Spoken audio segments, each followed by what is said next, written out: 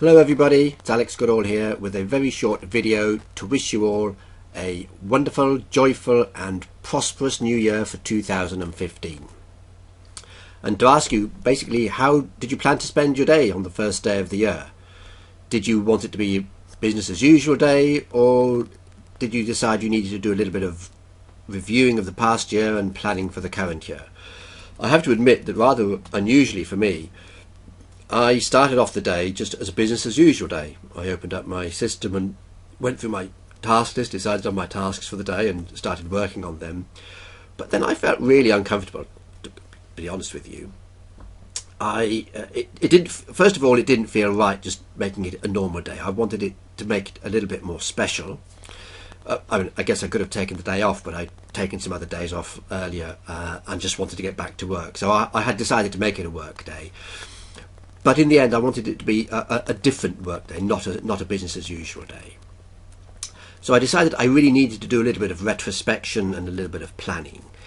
And what I did, rather than use some systems that I've used in the past for planning, because I didn't really have a clear idea in my head where I wanted to end up, I wanted to keep it as wide open as possible, and I didn't feel that any of the systems would allow me to keep it as wide open as possible. So I just opened up an Evernote note and started typing. Just as ideas came into my head, I started writing them down. And basically, all I had in my head to start off with was, how did things go last year and how do I want them to go this year? That's it. And I could open it up as much as I wanted to based on those two questions. And I just started typing and typing down ideas and thoughts and anything that came to mind, really, without any particular structure.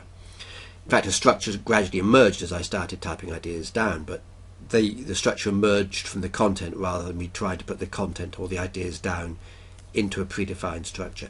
And I'd recommend that method. It's a very simple one to do, and well, certainly for me, it worked pretty well. After about 90 minutes, not that my ideas stopped, but they weren't flowing quite so smoothly, and my energy level had gone down a bit, so I stopped and decided to go out for a walk and get some fresh air and a little refreshment. And as I was doing that, an interesting thing happened. I was just mulling over some of the things that I'd written down, and one of the things I'd written down, not in any particular context, because I hadn't really contextualized the whole thing at this point, one of the things I'd written down was to do more with video, YouTube videos, create more YouTube videos without really defining what they should be, why I should do them, how I was going to monetize them or anything like that, but just do more videos. And at that point I thought, okay, because I know how my mind works, the next thing I was going to do after that was say, well, okay, what context is this going to fit in, what my business streams they're going to be associated in, need to plan out a whole series of content and so on. I thought, no, if I go down that rabbit hole, I won't get anything done. It's the first of the month, I've come up with quite a neat idea, let me just do something about it right away. So when I came back, I said, okay, forget all about my further planning. I've come up with one idea. There's more to do on the planning, obviously, a lot more. But let me just take that one idea and do something with it on the first day of the year and get it out. So that's what you're seeing now, and it's getting a bit late. It's not too late. It's sort of mid-evening here at the moment in the UK. So I will get it out before midnight, and I will have come up with an idea and actually implemented something implemented it, got it going within a few hours. So that's what you're seeing as a result of that. And the other thing that occurred to me on my walk was I figured out why I was feeling such a strong urge to do a review process, to go through a bit of a retrospective and a bit of a planning activity. Obviously, the first day of the year one tends to be in that mode of thinking anyway. That was partly it, but the other part of it was that I felt like that because I hadn't been taking my own advice.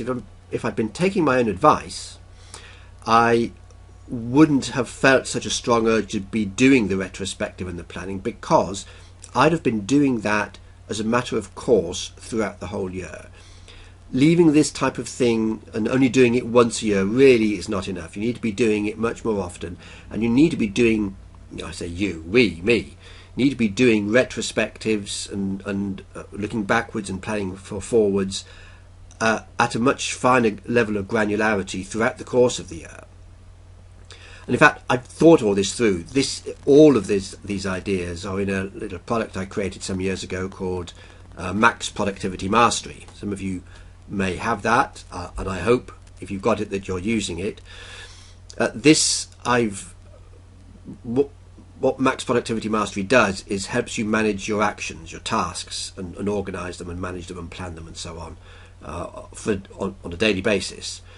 And it's part of, well, it forms what I call the action management step, which is part of the Internet Professionals Master Agenda. Again, some of you will have been through that.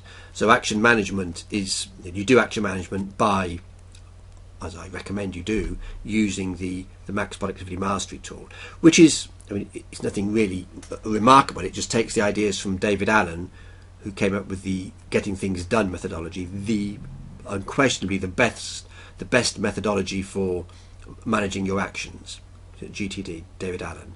I've taken his ideas and applied them using a tool called GQs, which I find really effective. Put the two together and applied the methodology, or have using GQs to support the methodology, and made it more relevant to people working on their own from home rather than in big corporations, which is a bit more of the focus of David Allen's ideas, certainly in his book. Anyway, the point of the story is this: in the Max Productivity Mastery product, I emphasise two things that are really, really important. Slightly go over the top in emphasising the importance of them. One is, and these are ideas of David Allen, again, not my own ideas, but the first is that you need to put all your tasks, all your activities need to be in the system. If you leave anything outside the system, you can't rely on the system 100%, and therefore it loses its power. And the other thing to make sure that you rely on the system 100% is you need to keep it fresh. It needs to be updated. It needs to be reviewed and pruned and massaged on a regular basis. And this is exactly that. This is the review process. You need to do some reviews need to be done very frequently, other reviews less frequently. And I plan this all out. I recommend different types of reviews at different frequencies. So it's all there. I just need to, well, I know what they are. I just need to put them into action. So if I'd been taking my own advice, I'd been doing this review process on a much more frequent basis, and I wouldn't have let this great feeling of discomfort at not having done the review, which really manifested itself on the first day of the year and forced me into actually quite a useful activity, the way I did the review. But I should have been doing it, and I would have been much more effective during the last 6, 7, 8 months after I'd stopped doing the regular review process. Anyway, that's all I wanted to say on this video. I will do another video fairly soon. I won't commit to a particular frequency of doing them. I'd like to do them pretty often, but that's all for today. If you want to make sure you get notifications of the videos, then subscribe to my YouTube channel. Love to have a bit of love, but if you could favourite it or like the video, and of course if you've got any comments, feel free to add them in. Okay, that's all for now. Talk to you again soon. Bye bye for now.